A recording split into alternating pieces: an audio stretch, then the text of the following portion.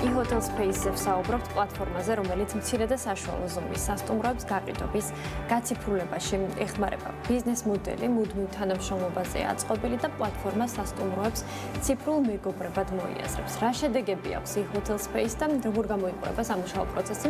ამ და სხვა თემებზე საუბარს დაჯი ლიპარტელიანთან e-hotel space-ის დამფუძნებელთან ვაგრძელებთ. დაჯი, მოგესალმებით, მადლობა თქვენი დროისთვის და გადაცემაში სტუმრობისთვის.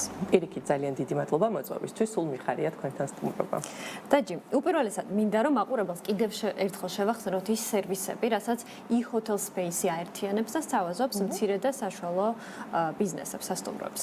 კი ბატონო, e-hotel space-ი არის რეალურად გაყიდვების გაციფრულების პლატფორმა სასტუმროებისთვის. ჩვენ ვეხმარებით მათ, რომ დაახლოებით 1 საათში თავისივე ხელით ჰქონდეთ შექმნილი ვებგვერდი, ისე რომ პირველივე დღესვე მიიღონ ჯავშნები, ჩააშენონ საბანკო გადახდები და უპრობლემოდ შეძლონ მომსახურების გაწევა ნებისმიერი მსოფლიოს ნებისმიერი წერტილიდან სტუმრებისთვის. კი ბატონო, სწორედ არის მცირე და საშუალო ბიზნეს, სასტუმრო ბიზნესზე. რა საჭიროება დაინახეთ მაშინ, როდესაც e-hotel space-ის იდეას მე როგორ პროექტად აქცევდით და რატომ მაინც და მაინც ეს ორი სეგმენტი? გეტყვით სიამოვნებით, მცირე და საშუალო ზომის სასტუმროები არიან ზუსტად ის მოწყვლადი ჯგუფი, რომელსაც ყველაზე მეტად სჭირდება გაციფრულება. ეს ერთი მხრივ იქიდან გამომდინარეა, რომ Booking.com, Airbnb და ასე შემდეგ ეს პლატფორმები მუშაობენ ყველა ზომის სასტუმროებზე, შესაბამისად მათ კონკრეტული სეგმენტაცია, რომ რომელიმეს გაყიდვები უფრო მეტად დააპრიორიტეტონ, ესე არ არის. ამიტომ მცირე და საშუალო ზომის სასტუმროებს სჭირდებათ მეტი აქტიურობა ციფრულ სივრცეში, რომ გამოჩდნენ, დაენახონ ტურისტებს და დაუძახონ, რომ მოვიდნენ და უმასპინძლონ მათ. აქედან გამომდინარე, თითქმის საქართველოში მცირე და საშუალო ზომის სასტუმროებს ვებგვერდი არ ჰქონდათ. ვებგვერდი კი არა, ჩვენ რო ვიწყებდით ოპერირებას, თითქმის Google-შიც ძალიან რთულად იყო მათი მოძებნა, ძალიან ცუდი ფოტოები ჰქონდათ, უხარისხო და როდესაც ამას უცხოელი სტუმარი უყურებს, სანდოობა იკლებს. ჩვენი პირველადი მიზანი იყო, რომ ჩვენს რეგიონს და ზოგადად საქართველოს იმხელა პოტენციალი აქვს სტუმარ-მასპინძლობის სფეროში, უნდა იყოს პირველი გაციფრულების ნაწილშიც და გვინდოდა რომ ხელი შეგვეწყო ამ ყველაფრისთვის. კი ბატონო, როგორ წამოვიდა მოთხოვნა თავიდანვე და რამდენად არსებობს რეალურად ცნობიერება იმისა, რომ საჭიროა ციფრული სერვისები იმისათვის, რომ უფრო მეტად განვითარდეს ბიზნესი, იმისათვის, რომ მეტი ჯავშანი იყოს და მეტი მომხმარებელი იყოს სამიზნე, ასე ვთქვათ. რამდენად არის ამის ცნობიერება დღეს და მოთხოვნას როგორ შეაფასებთ? კი ბატონო, ცნობიერებაზე ცოტა გამიჭირდება საუბარი, იმიტომ რომ ჩვენს რეგიონში საკმაოდ დაბალია.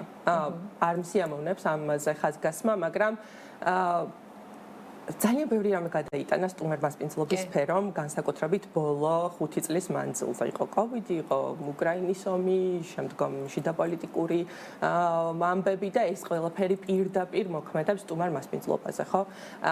რთულია რომ მათ დააბრალო, რატომ არ აქვთ ესეთი შეღწევადობა ციფრული პროდუქტების, იმიტომ რომ ძირითადად თვითგადარჩენისთვის ბრძოლას მოხმარდა ეს პერიოდი, ხო?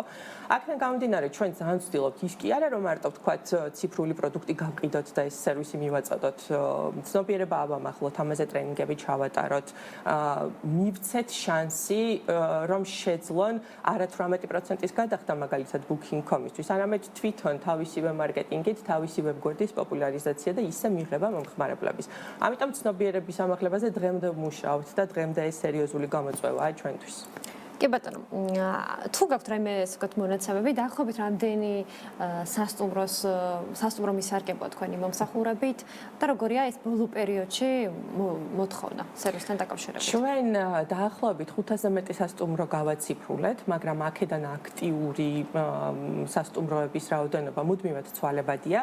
ეს დამოკიდებულია იმაზე, ვთქვათ, რომელ რეგიონშია სასტუმრო, დღეს ისევ მუშაობს და არსებობს თუ არა. ზოგიერთი მათგანი სამწუხაროდ დაიკეტა, ზოგიერთმა შეამცირა კადრების შესაბამისად ციფრული მიმართულებით უფრო ნაკლები აქტიურობა აქვს და ასე შემდეგ, მაგრამ ტენდენცია მაინც წინ და წინ მიდის. ანუ ჩვენ არ ჩერდებით, ვცდილობთ რომ რაც შეიძლება მეტ სასტუმროს გავაგონოთ ჩვენი ხმა და ვუთხრათ რომ არსებობს ესეთი პლატფორმა, სადაც შეგიძლიათ რომ თქვენ თვითონ შექმნათ საკუთარი ვებგვერდი და გქონდეთ შესაძლებლობა მიიღოთ სტუმრები ონლაინ. ხო, ჩვენი სლოგანია უმასპინძლე ონლაინ, იმიტომ რომ ეს ერთ-ერთი პრიორიტეტია დღეს. თუ ციფრულ სივრცეში არ ხარ და არ გამოიყურები იდეალურად, ძალიან რთულია შენთან მოვიდეს. შენ შეიძლება ძალიან ბევრი დახარჯო, მთელი სული და გული ჩადო შენი სასტუმროს მოწყობაში, შემდგომ უკვე უშუალოდ სერვისის გაუმჯობესებაში და ასე შემდეგ, მაგრამ თუ ონლაინ არ გამოიყურები ისე, როგორც რეალურად შენ ხვდები სტუმარს, მაშინ შეიძლება იმაზე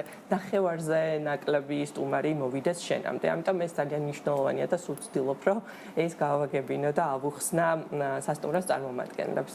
კი ბატონო, რომელ რეგიონში ყველაზე მეტი გამოწვევა გაციფრულების მიმართულებით? რომელ რეგიონებს გაციფრულების? კი ბატონო, ძირითადად ესენი არის მაღალმთიანი რეგიონები. სვანეთს არ შევეხებ, იმიტომ რომ სვანეთი მეტნაკლებად ყველა სეზონზე დატვირთულია. უფრო მეტად თუ შეთიხებს სურათი, მაღალმთიანი აჭარა ეს რეგიონებია, სადაც ხშირ შემთხვევაში დიდთოვლობის დროს მე უკვე ვეღარ ადის ტურისტი და ასე შემდეგ. ამიტომ ზაფხული არის ხოლმე ძირითადად მუდმივად დატვირთული და აი მანდ ვერ ხედავენ ხშირ შემთხვევაში გაციფრულების აუცილებლობას, ესე რომ ვთქვათ და ჩვენ პლატფორმას აქვს იმის შესაძლებლობა, რომ მაგალითად 3 თვე გქონდეს აქტიური ვებგვერდი და შემდგომ გათიშო და ზუსტად ამ სერვისს იყენებენ ხოლმე, ზაფხულში აქტიურებენ. ჩვენი მხრიდან რეკომენდაცია ამაზე არ არის, იმიტომ რომ მნიშვნელოვანია რომ მუდმივად იყო წარმოდგენილი ონლაინ, მაგრამ გვესმის ყველაფერი და ვიცით რომ საკმაოდ რთული ვითარება, როდესაც სასტუმროს შემოსავალი არ აქვს და დაკეტილია, რთულია რამე ტიპის სერვისის გადახდა და ამიტომ ვაძლევთ ამის შესაძლებლობას, რომ რეგიონს ესე მივუდგეთ ინდივიდუალურად და გათიშონ ხოლმე ჩვენი მომსახურება დროებით. როგორ არის ეს სერვისის ღირებულება განსაზღვრული? თვეში არის 99 ლარი და სხვა გადასახადს ჩვენ არაფერს არ ვთხოვთ არც ვებგვერდის შექმნაში და ამ პერიოდის განმავლობაში მუდმივად ხართ ჩართულები, ხო, ციფრულ მიმართულებით. იდეაში მათ აღარ სჭირდებათ ძალის მოემისა, რა რაღაცა პრობლემა თუ იქნება, საიტზე ჯავშნის შემთხვევაში, მათ ყავთ სანდო ადამიანები, რომლებიც ამ პრობლემების გადაჭრაში დაეხმარებიან. ზუსტად ჩვენი მთავარი ნიშა, ესე რომ ვთქვათ, ეს არის, რომ მაგალითად დეველოპერი როდესაც ვებგვერდს დაუწერს და ჩააბარებს სასტუმროს, ის იხსნის რაღაც ტიპის პასუხისმგებლობას, თუ ეს მუდმივად მისი თანამშრომელი არ არის, რისი შენახვაც საკმაოდ რთულია. ჩვენ შემთხვევაში ვამბობთ, რომ 24/7-ზე ჩვენ ვართ მის გვერდით და პირველ რიგში ყველაზე მთავარი გასათვალისწინებელი არის ის, რომ ჩვენ გვინდა რომ ჩვენი პროდუქტი გავყიდოთ, შესაბამისად თუ კი რამე სიახლე ინერგება, სანამ თვითონ გთხოვს, მანამდე ჩვენ ვაინტეგრირებთ ამას ვებგვერდზე და მას აქვს სრულფასოვანი ვებგვერდი მუდმივად განახლებული. კი ბატონო. როგორი იყო მიმდინარე და პრინციპში როგორია მიმდინარე წელი Hotel Spaces-ისთვის თუ იყო რაიმე სიახლეები, როგორი იყო მომართვიანობა? იმიტომ თქვენ ახსენეთ, რომ ფაქტობრივად ბოლო 5 წელი სტუმარების მეზობისთვის ძალიან რთული იყო და დარწმუნებული ვარ, ეს თქვენს პლატფორმაზეც აიცახებოდა, ხო? რა თქმა უნდა, ძალიან რთული იყო. ბოლო წელი განსაკუთრებით ვიტყოდი, რომ რთული იყო, მაგრამ ჩვენ არ ვჩერდებით და არ ვჩერდებით იმიტომ, რომ პირველ რიგში ვჭირდებით და საქართველოს სჭირდება ამ მიმართულებით მყარად ფეხზე დგომა. და ყველაზე მნიშვნელოვანი არის ის, რომ მოგეხსენებათ AI-ის ეპოქაში ვცხოვრობთ და მთავარი გამოწვევა ჰოტელისთვის ახლა ზუსტად ეს არის, რომ ფეხი აუწყოს AI-ის და მისი ინტეგრაციით შევძლოთ, რომ ახეთ ყველაფერი მარტივდება. შესაბამისად, ის რომ ადრე თქვენ სასტუმროს ეძებდით მაგალითად Google-ში, რაღაცა ცდილობდით, რომ Booking-ზე რაღაცები მოგვეძებნა, დღეს ეს ყველაფერი ერთ ღილაკზე ხელის დაჭერით უნდა მოხდეს, იმიტომ რომ ამის შესაძლებლობა არსებობს. ამიტომ ჩვენ რომ AI ინტეგრაციას განვახორციელებთ, რაზეც მუშაობა უკვე მიმდინარეობს, პირდაპირ ვთქვათ, ელემენტარული რო ავიღოთ, ChatGPT-ს როდესაც ვკითხავთ, რომ გვინდა კახეთში მაგალითად 2 ადგილიანი სასტუმრო ამ და ამ თარიღში, პირდაპირ უნდა შემოგთავაზოს ჩვენი ვებგვერდები და ამას სჭირდება, რა თქმა უნდა, ძალიან დიდი ძალისხმევა. და ეს არის მომავალი, რასაც ჩვენ ვიწინასწარმეტყველებთ, ესა რა ვთქვათ, ჰოტელისთვის და ქართული სასტუმროებისთვის. როგორია მოლოდინები მომდევნო წლებთან დაკავშირებით და მათ შორის რა გესახებათ თავად წარმატებად Hotel Spaces ჭრილში? პირველ რიგში გვინდა რომ ყველაფერი დაალაგდეს ქვეყანაში და ამის შემდგომ ჩვენი მთავარი მიზანი არის რომ სრულად რეგიონი მოვიცვათ. საქართველოს სრულად გაციფრულების შემდგომ რეგიონშიც ძალიან მნიშვნელოვანი ნაბიჯები გვაქვს გადასადგამი, ეს არის თურქეთი, სომხეთი, აზერბაიჯანი, სადაც უკვე დაგეგმილია გასვლა და რა პერიოდიდან ფიქრობთ რომ უკვე საერთოდ 2026 წლიდან უკვე შევძლებთ რომ გავიდეთ სხვა ბაზარსაც. კი ბატონო, როგორ შეირჩა ეს ბაზრები? რამდენად თვლით რომ იქაც არის საჭიროება და საჭიროებს იქ hotel space-ის სერვისები იქ არ ბაზარში? ჩვენ მუდმივად ვაკვირდებით მსოფლიო ტენდენციებს.